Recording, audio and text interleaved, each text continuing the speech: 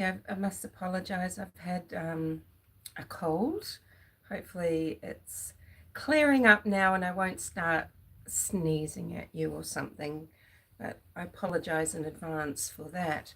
So here we are. We are at the end of, at the end of the last of several legs of John O'Keefe's story, Karen Reid's trials. I guess you could say we're just at the end of one of those legs. There's been several over the last 4 years, and over the last few years. What do you guys know about the situation? I guess, what do you know about the lay of the land, and some of the stranger, connections and things like that, things that always pop up, what people say, there's no such thing as a coincidence. Well, actually there is. And hey, Kit, how are you, Kit? And do you want to put a comment in about what you think of the Karen Reid verdict? So Karen Reid being found not guilty of charges except for the OUI, operating under the influence. A lot of people are saying, the Free Karen Reid movement is saying, or the innocence fraud movement, you could call it, trying to tell themselves and convince others that because Karen has been found not guilty of, those serious charges, that the civil lawsuit is redundant. The civil law case that Paul O'Keefe, Margaret O'Keefe, etc. are bringing, and on behalf of Kaylee, John's niece, they're saying it's redundant. It's not actually. It's kind of strengthened now. They filed, and clearly before this trial and this verdict, and it's all about the serving of alcohol, the irresponsible serving of alcohol, continuing to serve an intoxicated person alcohol into establishments, and it's directly against Karen herself, operating that vehicle. State didn't prove the case, and maybe just not enough evidence, says Kit, and she says that there's no winners here, and that is so true. Nobody is a winner. Karen Reid coming out and, acting like a winner of an Academy Award. Yes, she has put in some award-winning, well, some people think it's award-winning acting, others see it as ridiculous, but she's come out of the court, and of course you would feel relieved, elated. I'm sure there'd be a lot of complicated feelings for a normal person, but Karen making that statement that no one's fought harder for John O'Keefe than her or her team, that's just repulsive and so inappropriate. It just shows just how disconnected Karen is from, the majority of humanity. And, this social situation that's going on now where people are mass brainwashed, into this mass hysteria.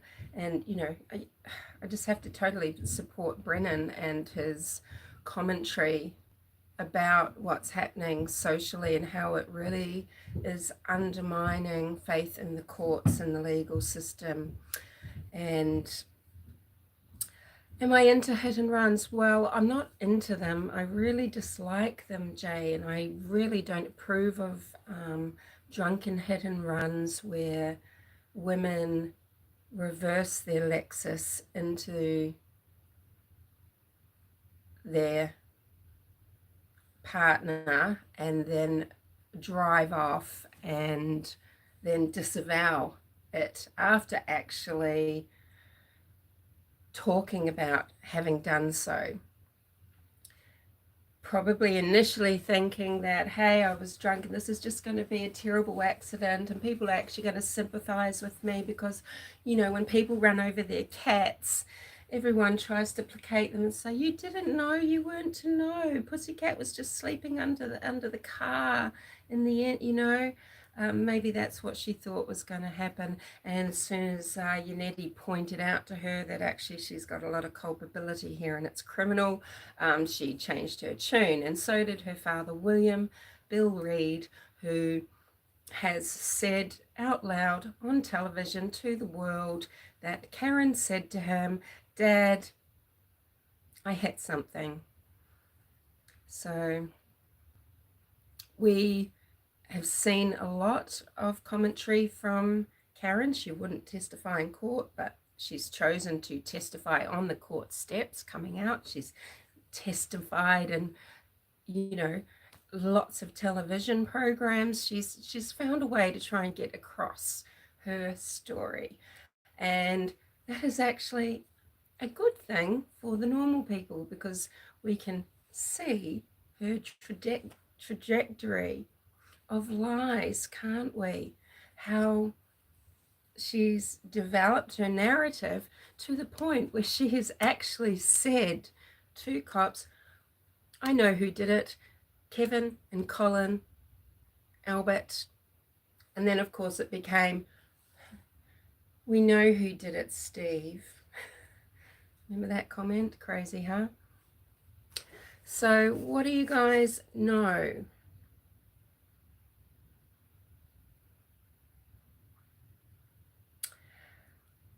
I wanted to actually, there's quite a few things I want to mention, and I don't have as much time as I'd like. One thing is with regards to John O'Keefe's arm. Now, many of you might know that one of the things I do is I'm a certified dog trainer. It means avoiding being bitten by dogs, and I don't say that working in the animal care industry and working directly with dogs and hundreds of clients gives me any better insight than a lot of experts that would like to chime in on the case or even insert themselves laughably in the case and then not be able to say which was a tooth bite, which was a claw mark, you know, in court. But she's certain that it was a dog attack. What I would like to mention, when you look at John's arm, now this is my left arm, not my right arm, but when you look at the marks on his arm and the way that they come down, the abrasions and not the usual lacerations and type of bruising that you would get in dog bite, the way that they are very, if you could get a marker pen, if you bent your arm like this, if you got a marker pen, you could draw a straight line across. And it's the way, even though there's funny little shapes, you know, and actually some similar to the way you might see a dog bite or claw mark laceration, but they actually form this very inorganic line, and the very clean line up. And looking at what's on his elbow, just there's 1, 2, and then 3, this funny line right there. What dog has one longer tooth just there, and then there, and then there? But the lines are straight. And that's when his arm's bent, it's in that shape. When you bend it up, it all straightens out, and it's just very inorganic. I don't know what to say. If you've studied images of dog bites, you will see that somehow they look a bit similar, but then you realize that John, they're not lacerated in the way that a dog attack does, even if some marks would just be bruising. It's abrasion, it's just that drag of something. And I just stand by that. I've said that many, many, many, many moons ago. So that was one thing I wanted to mention. Another thing is too, I wish people would get real with Aidan Kearney, or how does he say his name? Kearney, who is known as Turtle Boy, and his followers and sycophants like to call themselves turtle riders, but I like to call them turtle heads. So we know what turtle head is. It's a, do we say it's a colloquial term? And let's just leave it at that. And it's sort of also a play on the Grateful Dead heads. So I call them the turtle heads. They don't spend enough time comparing what Aidan Kearney is telling everybody is fact, or what was said, or what was done, to whom, how, when, with the truth, with the data. He has put out so much incorrect information over the years, and people are lapping it up. So I find that crazy. And her team, Karen Reid's team, are trying to tell you, the public, that no, we're not backing away from Aidan. He's got our full support. No, they have his toilet paper on Karen Reid's shoe. Okay, a malignant narcissist does not need him anymore. And in fact, he's going to be more collateral damage. He is going to, who went to jail and who's free? And he is in danger of being back in prison for doing her bidding, her witness intimidation. People don't want me to talk about jurors. I know this. Who have we heard from so far? Number 4, who is just wanting to be known as Jason. Number 1. Oh, hey, Mark Klein. How are you? How are you doing? I know you probably mod for someone that thinks she's innocent. I don't know. How does Jot feel? I'm not sure. But anyway, thanks for popping in. I'm going to try and not be rude or actually have a rant like I might have said in my post. Live rant. I don't want to rant. In fact, I've got a headache, so I don't think I have it in me. But anywho, so the jurors, do you think the foreman looks like someone, and we don't want to judge preconceived notions and judge by appearance, but do you think he's somebody that likes the police, or do you think he's a bit anti-establishment? I think he's a bit anti-establishment, and I think his history will show that, or does show that. And what about Jason? I don't know. Everyone just, every time they speak, maybe to Boston 25, which is a great channel actually, or to whomever, that they all have the same free Karen Reid talking points as all the FKRs, but they reveal what they kept and what they discard, and they must be just suffering massive cognitive. I've got such a migraine coming on. I'm so sorry, guys. I lose my words. Cognitive dissonance. Juror 11. Okay, Juror 11. Now, if anyone's going to get to a juror, they're going to get to Juror 11, aren't they? That's what it seems like. Not making any assumptions. I'm not casting aspersions. Mark's been enjoying his beer and golf. You are you kind of no, you're way south of Massachusetts though, right, Mark? Did you ever consider you would go up? We just didn't want to get, you might have gotten finding yourself having an uncomfortable crowd cuddle in all those pink bosoms, those pink middle-aged heaving bosoms. Yeah, Indiana, that's right, Indiana. So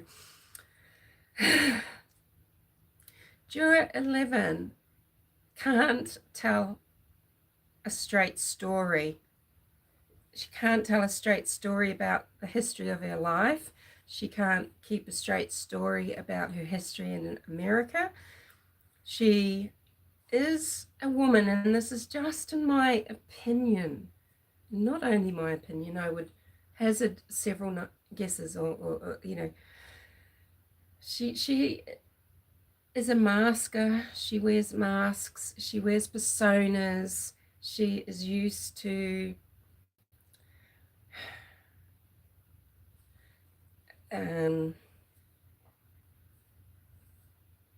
being who she needs to be for various reasons. Okay, so do you guys know much about Juror 11? Do you know what I'm going to say? Some of the stuff I'm going to say, do you think it's important, relevant? People are going to say it's not, but when you've got someone that is so dishonest, has such a lack of integrity, is so contradictory, it does bring them into question. Now, yes, detractors of my opinion will say, hey, she was vetted through the system, and therefore whatever's in her background, they don't care. And they fail to see they are giving the reasons why you can think she's compromised. That's exactly why. They saw her stuff and they liked it. Maybe they liked it. Maybe they thought, aha, right? So we know she came from Brazil. In one of her many LinkedIns or blogs, etc., she says she came to America in 2012. She actually went to Canada. She was in Canada. But 2012. And another one. 2011, she was living in Cali. She met her husband in San Diego by her own account, and by an account on his Coffee with Karim, YouTube channel for his sex counseling business. She tells the account she met this handsome man with this nice neat bed, and thought, Arab, I like that, and got chatting and said that she was, been fasting for Ramadan, even though she wasn't Muslim, but she's let's say she's Muslim curious, Islam curious. And I'll just stop what I'm saying for a minute. Oh, hey, Tech Death Hippie. Mark Klein says, I hope this opens people's eyes to how many cops and act when they think they can get away with anything. Yeah, look, don't think for 1 minute, don't think for even a blind second that, or a cold second, or a dead second, that I like any of these players, that I like any of these cops, that I'm on anyone's side. I'm just on the side of people having integrity, dealing with their situation, womaning up, and hey, yeah, and then maybe fighting for the best outcome for themselves in those circumstances.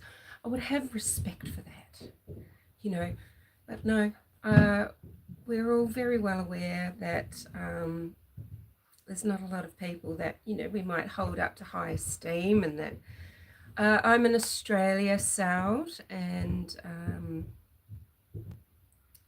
not in America, which is where the cases that we're talking about here, the Karen Read case, who was on trial for backing into John O'Keefe, a police officer in Massachusetts, and he died on the lawn of 34 Fairview Road. So, and it was a grand jury that indicted her too, you know. They get together, they review a lot of evidence over a long period of time, and a grand jury thought, oh, yeah, I think we would like to actually see Karen come to court and answer these allegations, because we think it is just, we think there is probable cause. So, jury 11, who knows when she arrived in America. She meets Karim, her husband. She converts to Islam. She wears headscarves when it suits her because she's trying to help his business, Noor Human Consulting, to, you know, draw in punters. You know, hey, we understand what you're going through. We're walking that line between, you know, the traditions and the religiosity, but also, you know, living in modern this society. We'll help you deal with your issues. So when it suits her, she can look like something that she's not promoting to you guys now, which is just, hey, you know, you think just all around American woman who, you know, really supports law enforcement. No, she doesn't. She does not. And she's made inflammatory posts back in 2015 about 9/11 and that America should just suck it up and shut up. What are they crying about? 3,000 people. Now we know that the Iraq war, you know, we know civilians died, okay, but Paula says because of that, because it was more, America just shut up. But she's come here. She wants to come to America and adopt America and be all American and learn about, you know.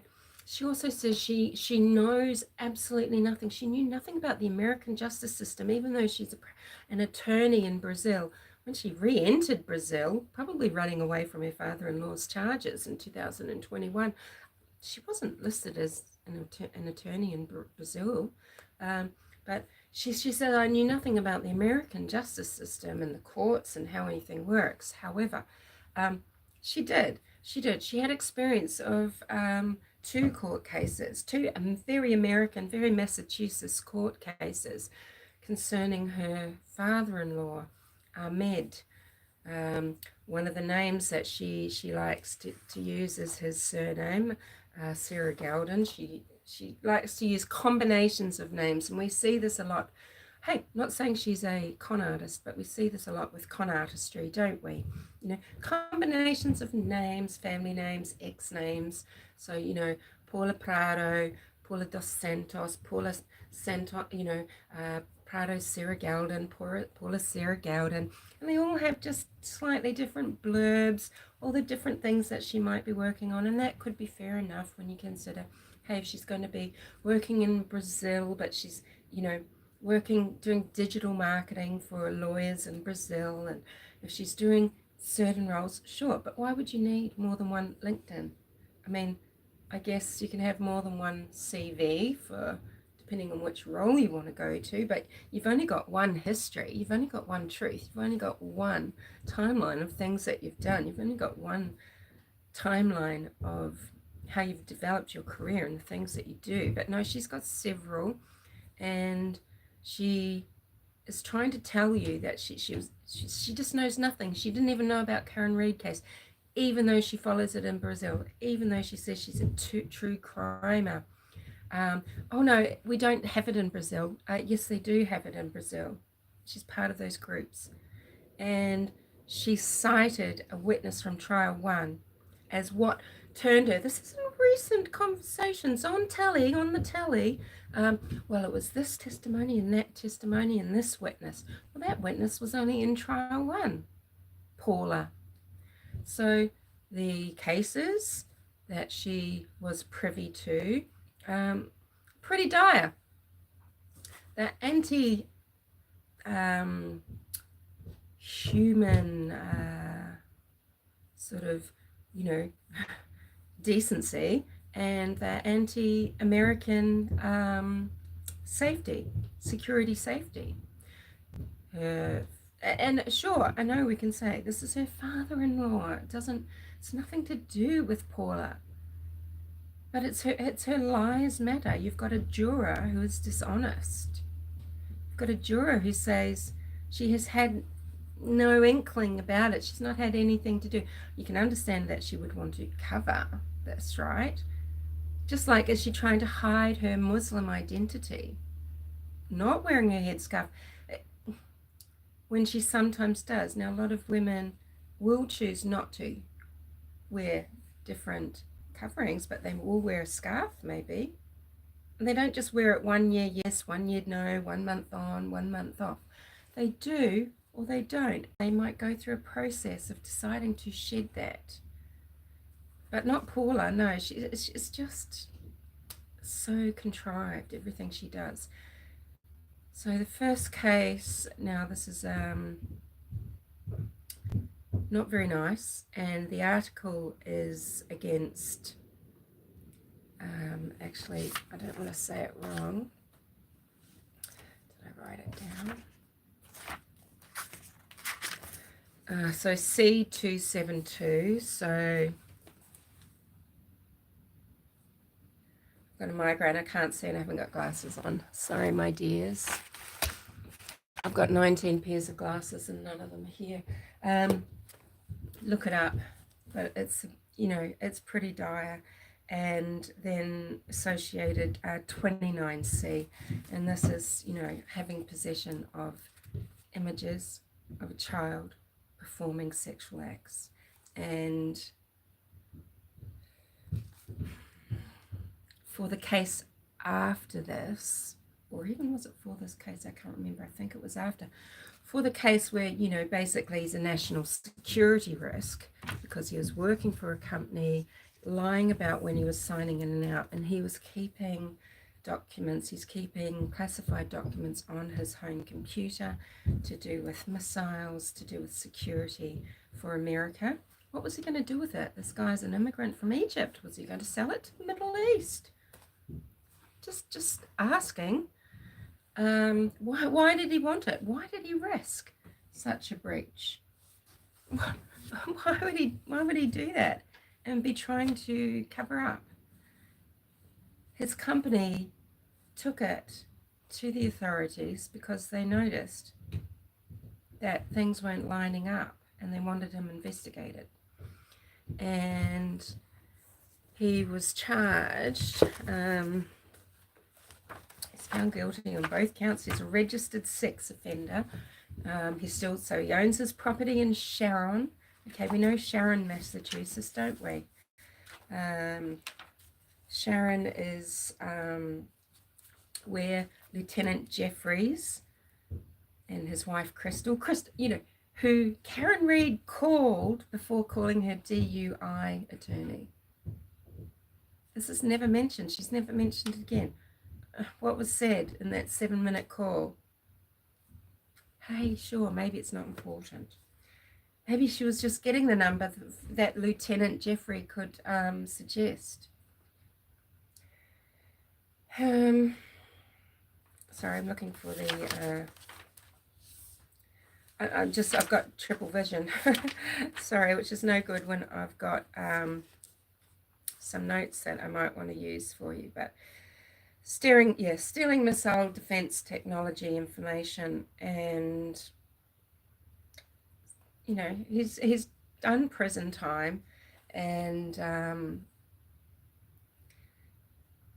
after that conviction in 2020 for the national securities shite, that's when Karim and Paula went back to Brazil for three years, okay? So it's not like they were staying around to support him. There are other relatives in Massachusetts, although a lot of the names written on the legal record, they're Paula's, family members of this person. Yeah. Now, for all of you Delphinites out there, you want to know who broke a lot of the information about Paula's family was little Frank. But he does get into everything like that, does he? I advise not looking into the records because, well, you'll get warned. You'll get warned about the graphic content and the nudity and things like that. And you can only imagine. So, you know, I don't know. What do you think about that when, you know, a juror is being selected and they're very closely assimilated, or, you know, they're close to someone who is a security risk. They've made defamatory comments about the American people and their feelings about a terrorist attack. And they have different personas and faces, and you know, so I don't know. Does one only think, well, because that was exactly what they were looking for? I don't know. There is a big conspiracy theory, and I guess it's on the she's guilty side, and I'm not sure how to feel about it, but you know, that's something really massive's going to go down in Massachusetts to do with corruption. And so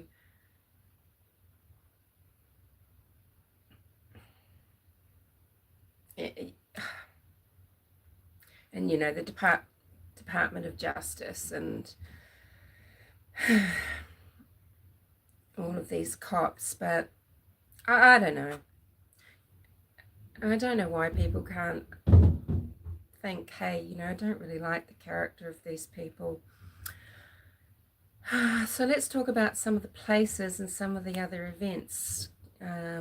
So what do you guys know about the locations and where different people are from? And why, you know, things that people pile on to the cops about, hey, they're corrupt because this, and this, and this is just another event. So, you know, well, you know, John O'Keefe's sister, Kirsten, and her husband are dead. And for 8 years, he's been looking after his niece and nephew, who were 3 and 6 at the time. And they were living at 1 Meadows Avenue in Canton.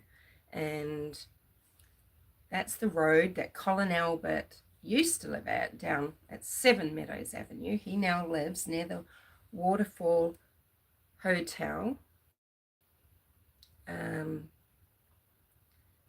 which is 4 minutes drive, you know, which is just in Canton itself, which is one of the places that the O'Keefes have the lawsuit against for playing a drunk and obviously inebriated Karen Reid with alcohol. And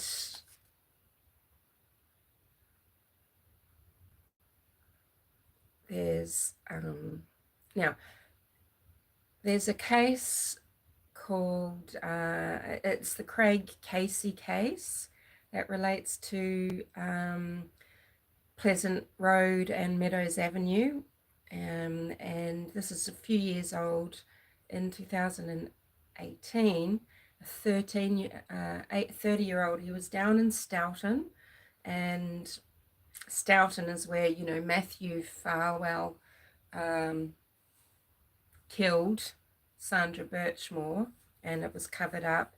People are saying it was Proctor. No, it was someone called Fanning, I believe, and Kirk that decided it was a suicide. Sandra was a suicide. And people are poo-pooing that Sandra wasn't pregnant. They say, no, it was Matthew's baby. No, it wasn't Matthew Farwell's baby. Whose was it? But it wasn't. They'll say, yes, it was. Sorry, this is really messy.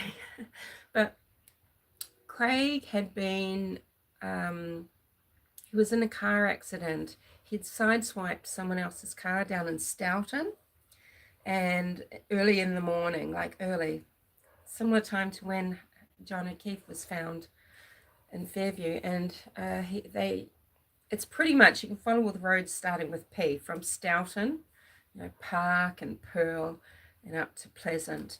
It's just a straight run, and he's been speeding to get away. Maybe he's been on a long night out. Who knows? And there's only a slight bend in the road before the crash site, but maybe he was just speeding. He's overcorrected. He's crashed, and good old Canton police and all the emergency, the searchers, they couldn't find Craig. They couldn't find Craig. And the anti, the FKR's people, I imagine, will say things like, oh, he didn't roll the car. It wasn't scratched. I bet the windows were shut. How did he get on the lawn? Oh, yet another, person found in a blizzard on a lawn. Well, yes, it was horrible weather. It was at Christmas. It was Christmas Eve. It was Christmas Eve. This guy, right? They searched the area, but he was like 94 feet away, and a member of the public found him, was driving his car and found him. Now, I'm not sure if it was found on John's lawn or near the Albert lawn or just up the road on Pleasant Ave, and the car was on one of their spots, but the crash was at John O'Keefe's site, and then this person was found on the lawn. So they like to bring this up. Now, yes, this is absolute incompetency as well, why they didn't just keep broadening their search.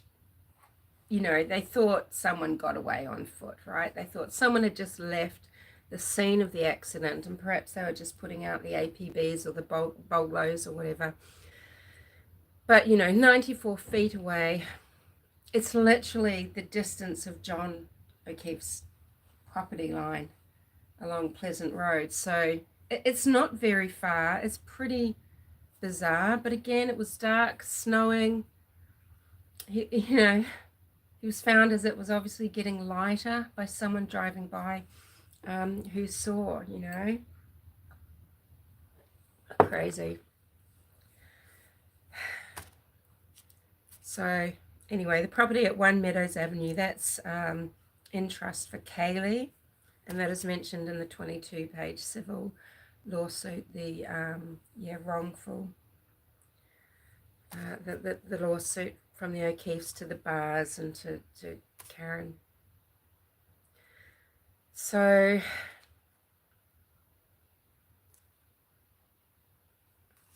what else can we talk about? Got a lot to talk about, but no one's talking to me either. No one's asking me anything, because I want people to say, hey, what about this? What about that? What I'm thinking is, it really troubles me. It just distresses me, just on a human level, about society and how we are crumbling, how people these days just can lose their minds so easily. They're losing what makes us human, a particular type of intellect, and we are operating. It's like we've got a different operating system being installed, or different software being installed, and we just don't seem to have the same programs anymore, if that makes sense. And it's like we are now all using the same modem as well, and all the same things are being uploaded to people at once. The social contagion, how easy it is to infect a whole group of people and to have them under your control, completely your puppets, and completely taking on anything you say, misinformation, and they were repeaters. And not only, these movements are real. This innocence fraud movement, and it uses social replication, and it's so insidious. It is a meme.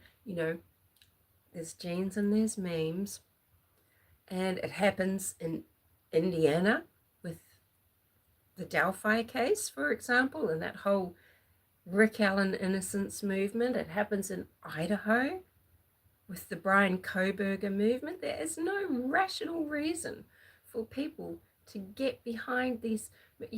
Obviously there's people don't understand. There's Marxists, there's political agendas behind things. There's people that are infected coming up through in society. They are groomed ideologues. So there's those people, but there's people that are just not amongst those groups, and they are involving themselves online. They're getting wind of things, and they just take something on as if it is their raison d'etre. Mark Klein says, people don't have their priorities in order these days. They're mostly greedy. Look, some of these people are greedy. Some people just think they're genuinely passionate about a genuine cause. They have no insight. They have no objectivity. They can't look and see the truth. It would destroy them. It would destroy their id. Who are they? Who would they be if they go on that journey of self-discovery and self-awareness, and realized how gullible, how naive, how stupid, let's just be polite and just say that ignorant, but I think we can tell the difference between some people that are ignorant, some people that are purposefully and sinisterly misleading, untruthful, unethical. And as Brennan says, it's just dark days for our whole way of life. What they don't realize is how search engine optimization works. And I mean, hey, you can just know, people talk about algorithms, right? They talk about algorithms.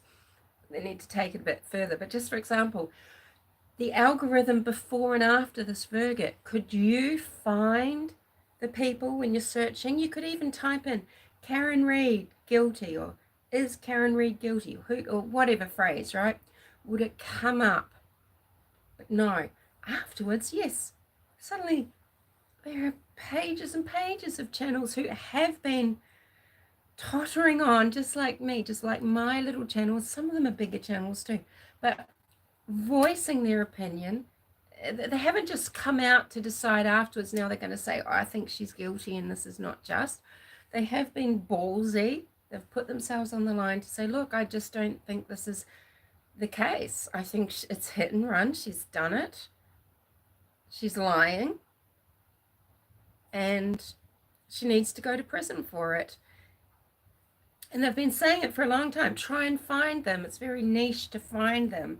The algorithm certainly wasn't throwing it to people, and now it will start doing so, right? You should think about that. Think about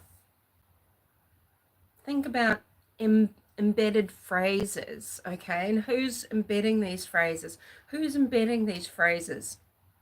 Police corruption, all these trigger words, framed, and that sort of thing. Conspiracy, blah, blah, blah, right? think about that, and you know, think about who's doing it. Is it the FBI? Is it who? Who? Did you know that FBI will edit, proof and edit articles that go to the media and embed these phrases, embed for certain phrases?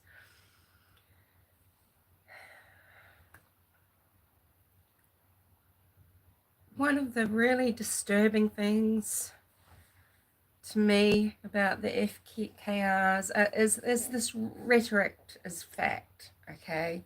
Rhetoric as fact. Right, so yeah, and don't let yourselves be used and abused, because you are. You're being used and abused. Donut boy, is that a variation on doughboy, but you're cooked?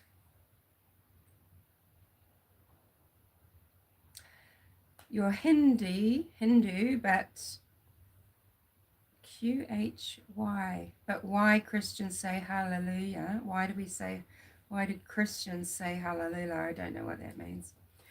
I mean, I don't know what your query means. So, bear with me, guys. Sorry. Oh, yeah. and so William Reed, right? So William Reed, he was dean at Bentley. So all of this stuff, a lot of this stuff, when we say, when we're talking about Boston cops and Canton cops, all of these things are happening in this big sweep south of Boston, really, even though the cops probably, commute up to Boston if they're a Boston cop, like the Alberts, like Albert and O'Keefe was. But it's all happening sort of south, and the Bentley University, though, is up in Boston as well. And I don't know your own religion. Oh, are you making assumptions about me being religious? Is that what you're doing? Do you see this and say I'm religious? That I'm a Christian? Yeah, that's just projection, isn't it? Or it's assumption. So William Reed, so he was dean. He was a dean at Bentley University, and we know that Karen was an adjunct professor at Bentley University in the field of finance, and adjunct professor. So it means she doesn't have tenure. She could have worked there for a term or a year, or on some sort of contract basis, just so bit by bit. So it's not like she was, a full term or a tenured professor, but she was a lecturer there at times with the responsibility of a professor. And we know she worked in finance as well in Boston, so her house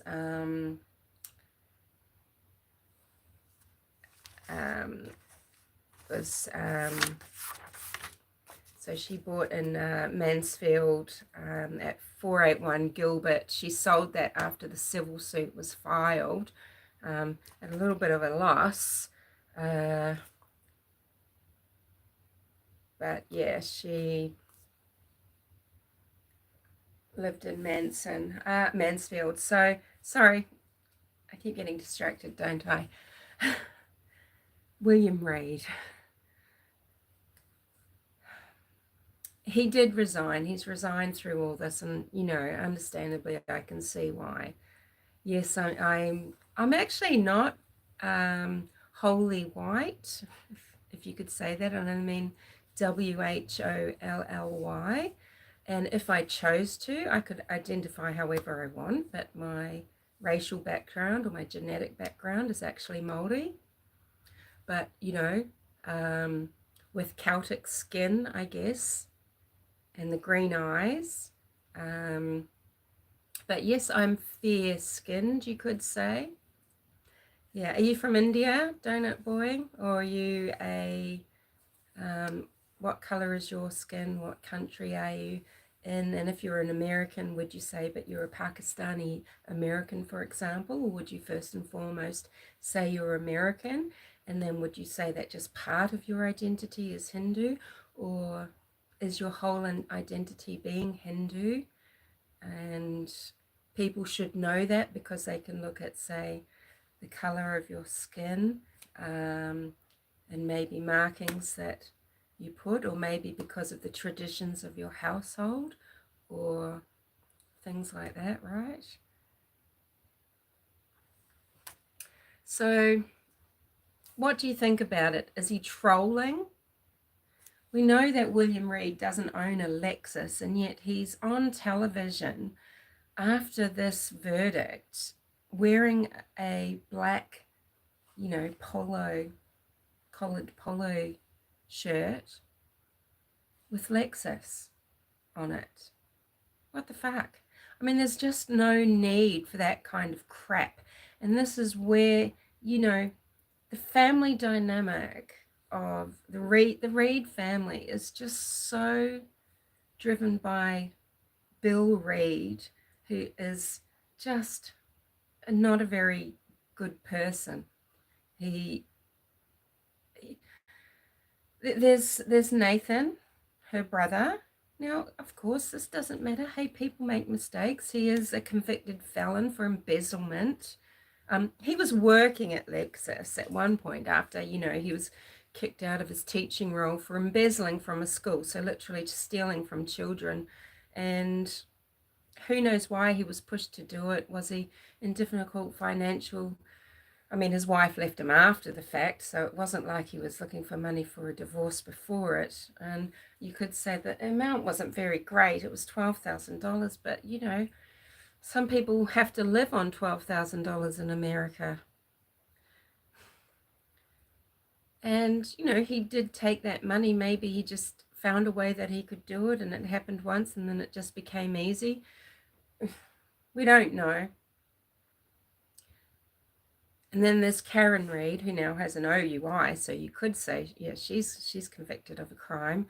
And in fact, in the early 2000s, look, I'll say allegedly because I haven't yet gotten the details that I want for you, but, stabbed one boyfriend with a knife, set fire to a car of another, and there's other allegations as well with certain things that are just, but always had a temper and can seemingly do no wrong in father's eyes. And I think father thought he was supporting her when he first came out with his statements about the hospital. She said, "Oh, Daddy, I think I hit something," because they thought that without sort of, that was the initial, that they're doing things on the fly, right? They're doing things on the fly.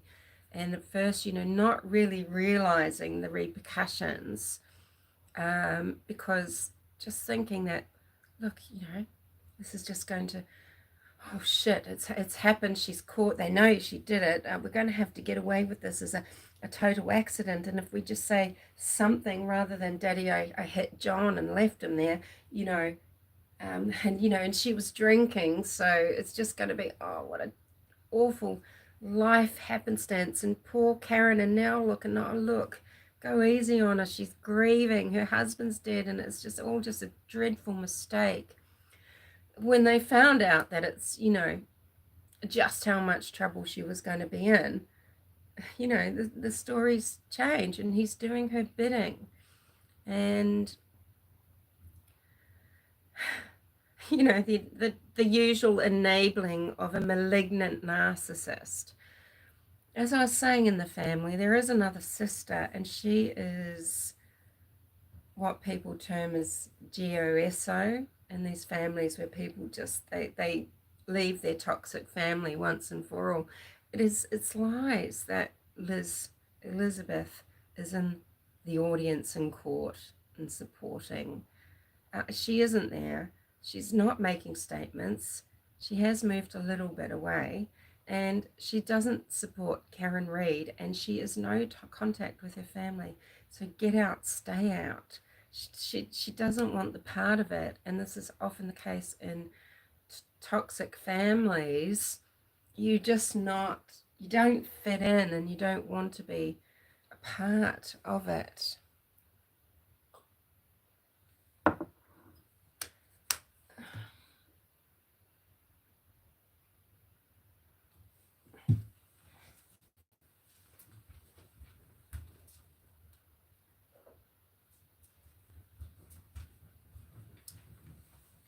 Oh, I gotta go anyway.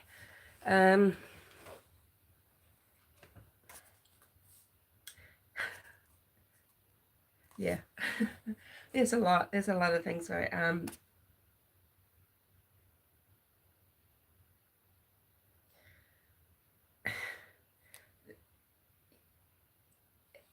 Somehow people are sort of believing too that Turtle Boy who's a history teacher, by the way, not a journalist, even though journalists these days, they're not often getting things right though.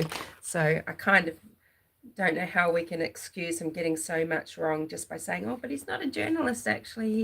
He's a history teacher, because he sets himself up as a journalist, right? Although he definitely doesn't adhere to any sort of, that code of ethics, right? Journalism code of ethics. But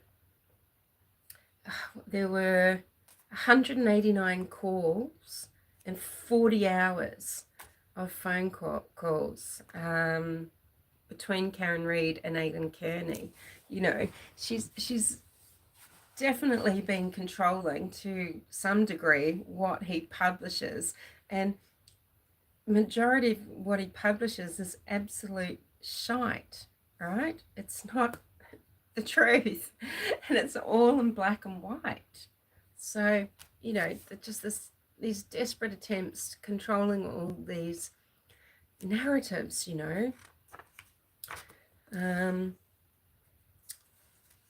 so annoying for me too about the tail light. Okay, they cite, I think, is it Paula, the juror 11? Oh, one of the things was the picture of the tail light. Okay, get yourself a Lexus tail light, smash the diffuser, smash the light, put it on. It still shines red. Why? Because the actual lamps are red, and there are experiments online. You can see it done before your eyes. Here's it on without the smashing. Here, I'll just break it. Here, I'll remove the diffuser. Here is it on. The comparison picture to that experiment and the Karen Reid photo of her car, which people say it looks intact, it's exactly the same. It does not. It looks the same. And they say, oh, she was saying about her broken tail light, oh, because she hit John's car. That was at 5:07. She's saying about it before that. They're getting themselves all confused. Okay, they're getting themselves all confused. They say that John O'Keefe was narking on about narcotics, that he was talking to the feds. Yeah, we know it's confirmed that he was talking to the feds, but he was not. No, maybe, okay, sure, maybe they were scared that it still would somehow reach them.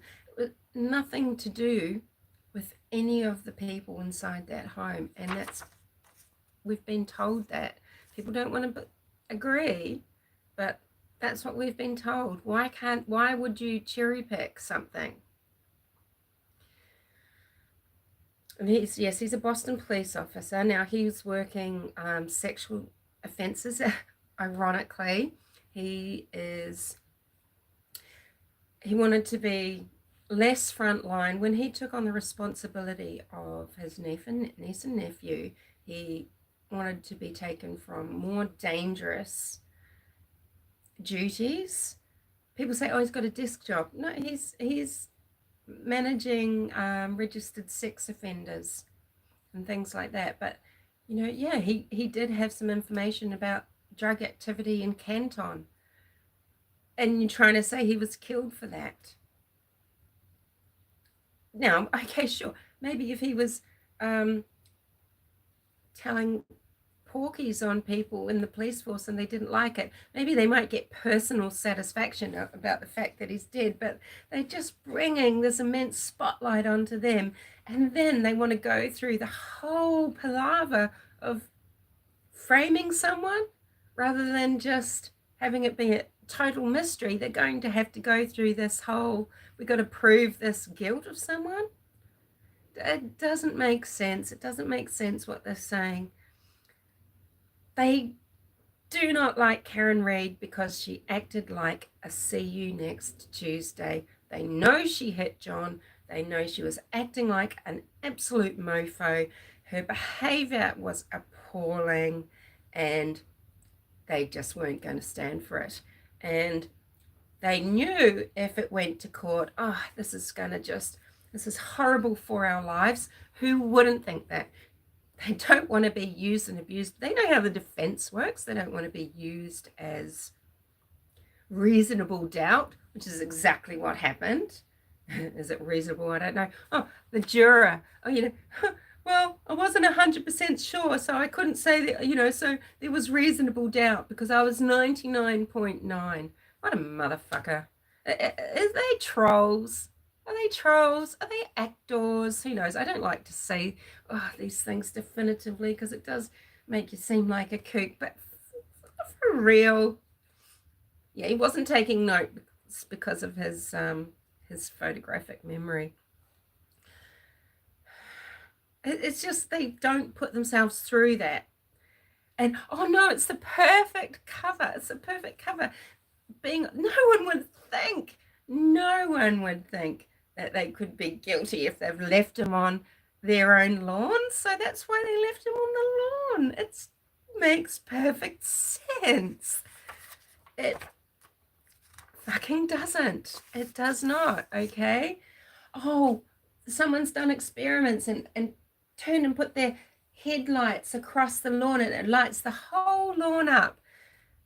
Number one, when someone is backing out of the driveway to leave, was it Matt McCabe? You're looking backwards, you're watching the road, you're not looking where your lights are casting across the lawn and then straight ahead on the street. And your passenger that you're taking home, the drunk passenger, they're all drunk. Are they? Now while you do that, let me peer at the extent of that lamp light. No, they're probably getting in, putting on their seatbelt, getting a vape out. Who knows? Fiddling around with getting the heater on in the car. Who knows?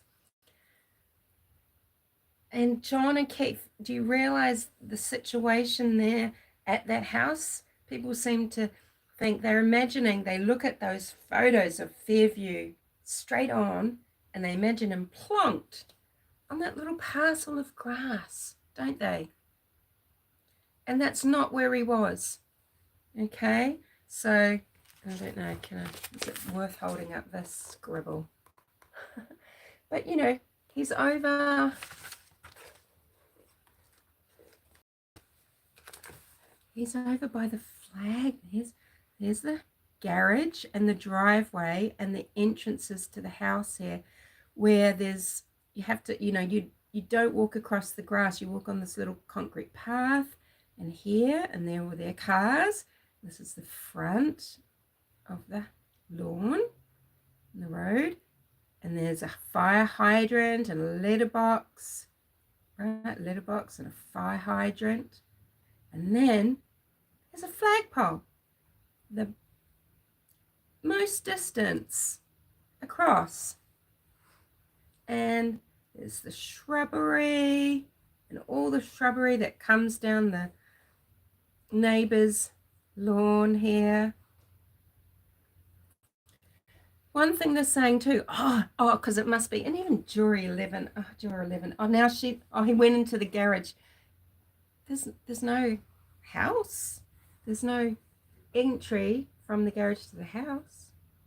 You can't, it's not one of those homes. It wasn't built with that entry where you can drive your car into the garage and then just go through a door into the house. You come out and just go under this little thing here and into the house. He went into the garage and then they took him out of the basement out of the casement. You know what a casement is, guys? So the stairs going up to, these doors like that, sort of, right? That let you get out onto the lawn. Um, so that you're not walking up the stairs internally back into the house, but there's stairs. Probably for when people were loading things. Oh, I mean, the home was built, this one was built actually in the 70s. Was it the 50s? Karen's was built in the 70s. This one was built in 54, I think. Probably for loading things like coal and stuff like that. And that's, so they say, so he went in the garage and then they took him to the basement, beating him up because there's only 4 seconds of a time when the radius actually shows of his phone might have just touched the house. So instant bonk on the head. Took him down to the basement where Chloe could attack him but not leave any fur. It's morbid. We only see his socks, right? We see his socks on. No matter how hard you zoom in on that sad picture, there's no animal hair on those socks. It just isn't. There isn't animal hair on his black socks. I know German Shepherds tend to have some black fur, but when you've got a dog like that, you know that the black fur, unless they are that true black, if they've got any of the tan or any of the ticking, the fur is clear, a different color at the base and black at the tip, and there's lots of different colors through it, and it's just not. But they say, okay, so went in the garage into the basement and then out the casement, and then they carried him around out the gates onto the drive, and put him at the flagpole here. It doesn't make sense. It doesn't make sense, guys. And there's no slobber, no DNA, no Chloe fur, no Chloe DNA, no dog DNA. Just get over it. They wanted to dump him. Maybe they could have made it look like, oh, did he go through the back fence to the train lines? You'd have to assume that this fence is quite sound, but it doesn't mean that they can't get him over. Even with a railway behind there, it's very common. If you've ever lived in this type of house or something, there's often a little gate that you can still get through. People will put gates there because their trees grow over. There's a whole row of trees. There's lots and lots of trees, and they'll put a gate so they can go through and they can cut their trees back and things like that and bring all the rubbish in. So why wouldn't they maybe go and lime across the railway tracks and make it look like, oh, he just staggered out there drunk? But no, he did not go inside the house. And to me, it is completely normal to say, oh, gosh, just tell him he didn't go in the house. Because he didn't go in the house. Why are you overthinking it, kind of thing? Don't overthink it. He didn't go in the house. Just tell him that. But again, that's made into a big thing,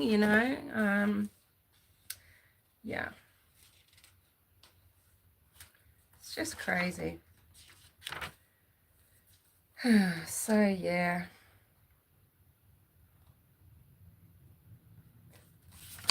Did I read you all the names of Paula? I think I did. People won't really care. But, yeah.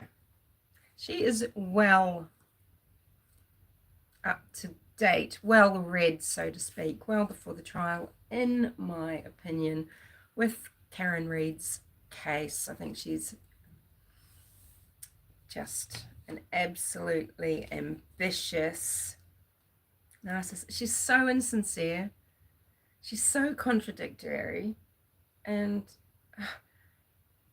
it makes all the jurors that I think are absolutely ignorant and that just crank my gears in these other cases. It makes me think, oh, I've been so hard on them. I think I need to lighten up, because this isn't ignorance. This is willful lying, lack of integrity, manipulation, narrative bending. She is actively, she tells us what she did, actively dismissing evidence. She didn't give a jot for Kaylee's testimony, the niece, about what Karen said and did in the time frame that she was there that morning at John O'Keefe's house, between, the time that she woke up. She's screaming, "John, I am here with your niece and nephew."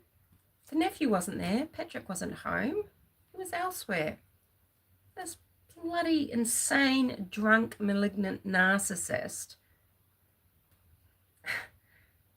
is being so inappropriate with his wife. And who, if you just thought, even if you thought, oh, he's at some swinger party, or he's with an ex-girlfriend, or he's just sleeping on some sofa, do you go home and absolutely traumatize a young girl?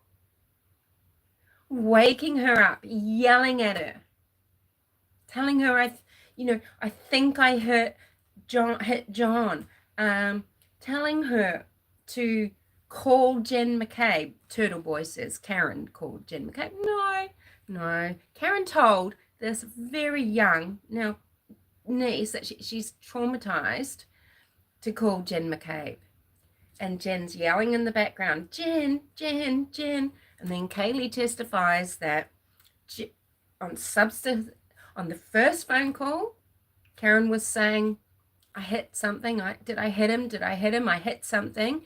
And then subsequent phone calls, like to Kerry and things, even though she said, hey, John's dead, she didn't say she hit something, but she says, and then, and on phone calls after that, no mention of hitting. I think it's slowly starting to dawn, but too late. She's already called Mummy over and over again. Mummy didn't answer, but she's gotten hold of Daddy, and she's seeing Daddy at the hospital. Daddy, William Reed, who rang up the Dighton police and said during a blizzard, hey, hi, could you give me a ride to Boston? I've got to see my drunken bitch daughter who is unharmed, but I need to get there. Forget about all the other people that might need your protection and service during this blizzard.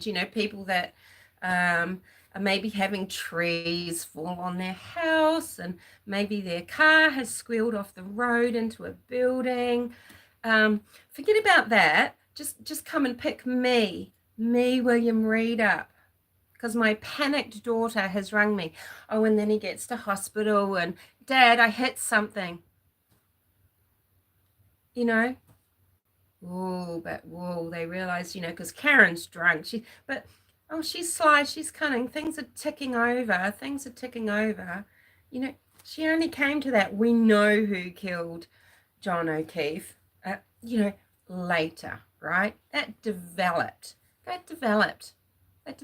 when she realized she wasn't going to get off with a slap of the hand and, being used to being, it's okay.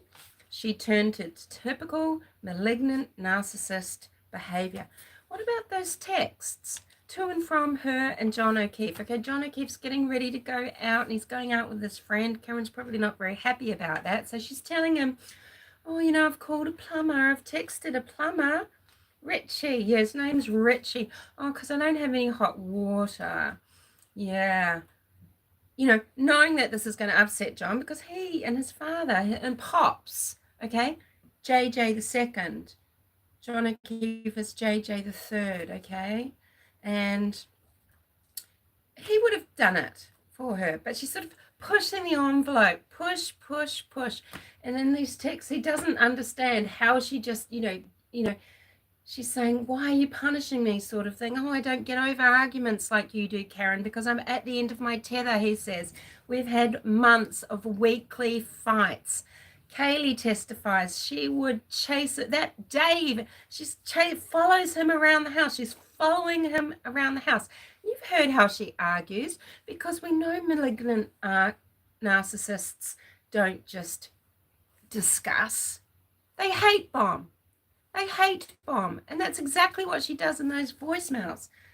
And all these big bosomed, pink-wearing nincompoops standing outside that Norfolk Supreme Court screaming and making fucking fools of themselves. They condone this behavior. Why? Is this how they treat their husbands, their children? Probably they think it's right. Oh, John O'Keefe, he was driven to it. She's just he was trying to control her. He was controlling her by not answering her phone calls. He wouldn't answer her phone calls. And so she's being abused. He's so abusive. He's abusive because he doesn't want to answer the phone, and he knows the sort of verbal and emotional violent abuse that he is going to cop from Karen. Because do you think that phone call is just the only one that she ever made, the only time she used language like that to John O'Keefe? Fucking no. And Kaylee is a witness to that, and so is Patrick. And the juror 11 likes it. It wasn't important. I didn't need to take that into account. They don't need, we're not taking into account, anything about arguments or anything. They were arguing, okay? They were arguing, and it is written. It is a fact. And Karen was creating arguments that very night. They had been arguing, and then she's just wanting more. Oh, I've been waiting. No, he's supposed to be here by 5 p.m. She's trying to say that on 7 o'clock with an impending blizzard, that some plumber called Richie has visited her home about her hot water, when she didn't even need to be there anyway, because she can be at John's house. She spent all her time there. She was hardly ever at Mansfield. She didn't need hot water on a Friday night with an impending blizzard. And do you think, sure, look, middle-class woman earning a good wage, affording her mortgage on her $800,000 house, she could pay the call-out fees for a plumber, but would she? No. And she knows this is going to utterly incense John, the wastefulness and the unnecessariness of it. Sorry, I've just really got to watch the time. And so she's needling away. Oh no, he's left now. He's got to get apart. Well, what? Oh, a rusty bit? Yeah, it was a rusty bit. He's got to go to Home Depot. Do they go to Home Depot? I mean, I guess Home Depot has a trade site and not a specialist place where tradespeople with ABNs go to buy. I guess they could go to Home Depot. I'll tell you who else could go to Home Depot, and it's not just, Murders Are Us crowd, but Home Depot, John O'Keefe. Rusted bit. A rusted bit means that she doesn't have hot water. I mean, she's just a complete and utter gaslighter, a liar, a needler, she's just a narcissist, a malignant narcissist. That's just in my opinion. But everything she does, everything, the way she acts, the way she scapegoats, her fury, everything, it's just textbook. It's textbook. But the Free Karen Reid crowd thinks that was John's fault. God, no, there's nothing wrong with how she was treating him. That's not intimate partner violence. And let's face it, the murder, the manslaughter of John O'Keefe, Officer John O'Keefe, is intimate partner violence. Doesn't matter if she was in a drunken rage or not quite in her right mind. She was in her right mind enough to try to cover for her taillight by backing into John O'Keefe's car, not in the right place to break the taillight, with no pieces of taillight there. She was in her right mind to start fabricating. Remember, this is a very calculating woman, okay? But still a little bit highly emotional, tense in the shock of everything not quite settling into place. She still made some mistakes, didn't she, with Daddy Dearest and a couple of other people, but, especially at the scene. But then, pretty soon, when she realized what trouble she's in,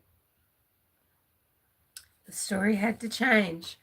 But how many times, okay, would you be told, go back to the start, what was first out, what was first said? We know we're getting the truth, And it's had to just change so many times.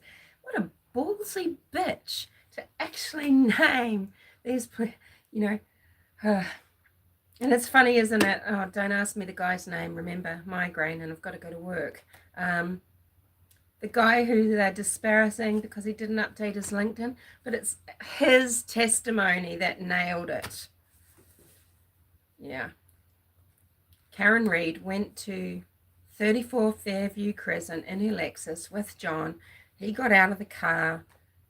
She went to drive away, as she says. She wanted him to wave her down, to flag her down, she says. Flag her down? Is that some sort of like flagpole? Flag her down? Who knows, right? And he didn't. Maybe just waved her off. Maybe even gave her the finger. Or maybe he just shrugged and just, oh.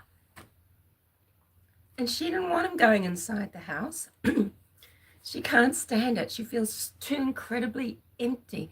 She has to be in control. And that's losing control of a whole person, them having their own moment to themselves. He wanted a moment to himself. He didn't want her at the waterfall. But he's about appearances. He doesn't want it to look like he's having this hoo-ha. He's not going to make a scene with Karen, knowing what sort of scene she's capable of making. But he just wanted some space. He expected her to go back to his home. Even though Karen wants to try and use Richie the plumber as, oh, see, I was expected back at my house. She's a fucking pathological liar, and she's lying to try and save her skin. Looks like it's just worked, at least this little bit, right? And he is going to go inside that house, and she can't stand it. And she has reversed, and she has hit him, and she has chosen to drive off. She could have in the moment gone, oh shit, that was so impulsive. Well, malignant narcs are impulsive. She could have done something then. She could have done something as soon as she got home and he wasn't answering the phone for the umpteenth time. But no, she didn't. And she left him in a blizzard by a flagpole to die. I'll see you later. I've got to go.